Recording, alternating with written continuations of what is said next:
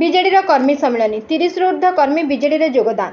ମୟୂରଭଞ୍ଜ ଜିଲ୍ଲା ମୋରଡ଼ା ବ୍ଲକ ଅଧୀନ ପଳାଶମୁଣ୍ଡଳି ପଞ୍ଚାୟତରେ ବିଜୁ ଜନତା ଦଳ ତରଫରୁ ଏକ ନିର୍ବାଚନୀ ପ୍ରଚାର ସଭା ତଥା କର୍ମୀ ସମ୍ମିଳନୀ ଅନୁଷ୍ଠିତ ହୋଇଯାଇଛି।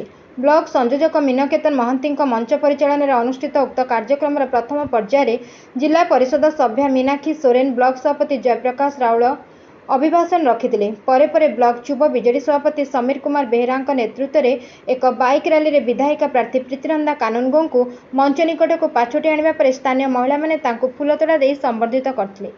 ମୋରଡ଼ା ବିଧାୟକ ରାଜକିଶୋର ଦାସ, ନିର୍ବାଚନ ମଣ୍ଡଳୀ ସଂଯୋଜକ କୃଷ୍ଣାନନ୍ଦ ମହାନ୍ତି ଶ୍ରୀମତୀ କାନୁନଗୋ ଅଭିଭାଷଣ ଦେଇ ବିଜେଡି ସରକାର ସମୟରେ ବିକାଶର ଗତିକୁ ବହୁ ଆଗକୁ ନେଇଥିବା ବେଳେ ଓଡ଼ିଶାର ଜନସାଧାରଣଙ୍କ ହିତ ପାଇଁ ମୁଖ୍ୟମନ୍ତ୍ରୀ ନବୀନ ପଟ୍ଟନାୟକ ସମସ୍ତ ଯୋଜନା କରିଛନ୍ତି ବୋଲି କହିଛନ୍ତି। ତେଣୁ ଆସନ୍ତା ନିର୍ବାଚନରେ ଡବଲ ଶଙ୍ଖ ଚିହ୍ନରେ ଭୋଟ ଦେବାକୁ ମଞ୍ଚାସୀନ ଅତିଥିମାନେ ଜନସାଧାରଣଙ୍କୁ ଅନୁରୋଧ କରିଥିଲେ। ଉକ୍ତ କାର୍ଯ୍ୟକ୍ରମରେ ବିଜେପିରେ ସଦସ୍ୟ ଥିବା ଲମ୍ବୋଦର ମହନ୍ତ ଆଜି ବିଧିବଦ୍ଧ ଭାବେ ବିଜେଡିରେ ମିଶିଥିଲେ। ସେହିପରି ମୋରଡ଼ା ପଞ୍ଚାୟତରେ କର୍ମୀ ସମ୍ମିଳନୀ ହେବା ପୂର୍ବରୁ ମୋରଡ଼ାରୁ ଏକ ବିଶାଳ ବାଇକ୍ ରାଲି ବାହାରିଥିବା ବେଳେ ସାଙ୍ଗରେ ଥିଲେ ବିଜେଡି ବିଧାୟିକା ପ୍ରାର୍ଥୀ ପ୍ରୀତିନନ୍ଦା କାନୁନଗୋ। ହାତ ଯୋଡ଼ି ଶଙ୍ଖ ଚିହ୍ନ ପାଇଁ ଭୋଟ ମାଗୁଥିବା ଦେଖିବାକୁ ମିଳିଛି।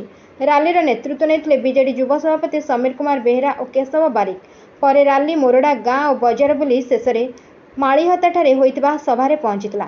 ମଞ୍ଚରେ ଉପସ୍ଥିତ ଥିଲେ ବିଧାୟକ ରାଜକିଶୋର ଦାସ, ବ୍ଲକ ସଂଯୋଜକ ମୀନକେତନ ମହାନ୍ତି, ବିଜନ ନାୟକ, ନିର୍ବାଚନ ମଣ୍ଡଳୀ ସଂଯୋଜକ କୃଷ୍ଣାନନ୍ଦ ମହାନ୍ତି, ସରପଞ୍ଚ ରବି ସିଂ, ଅଞ୍ଜନ ନାୟକ, ବରିଷ୍ଠ ନେତା ଘାସିରାମ ବେହେରା, ପୂର୍ବତନ ଭିସି ଚେୟାରମ୍ୟାନ ଅମୀୟମଞ୍ଜରୀ ମହାନ୍ତି, ପୂର୍ବତନ ସରପଞ୍ଚ ଗୋଲକ ବିହାରୀ ରାଉତ, ଜିଲ୍ଲା ପରିଷଦ ସଭ୍ୟା ମୀନାକ୍ଷୀ ସୋରେନ, ଜିଲ୍ଲା ପରିଷଦ ସଭ୍ୟ ଅଭିରାମ ଭୋଇ ଥିବା ବେଳେ ଶ୍ରୀମତୀ କାନୁନଗୋ ତାଙ୍କ ଅଭିଭାଷଣ ଦେଇ ବିଜେଡି ସରକାର ସମୟରେ ବିକାଶର ଗତିକୁ ବହୁ ଆଗକୁ ନେଇଥିବା ବେଳେ ଓଡ଼ିଶାର ଜନସାଧାରଣଙ୍କ ହିତ ପାଇଁ ମୁଖ୍ୟମନ୍ତ୍ରୀ ନବୀନ ପଟ୍ଟନାୟକ ସମସ୍ତ ଯୋଜନା କରିଛନ୍ତି ବୋଲି କହିଛନ୍ତି।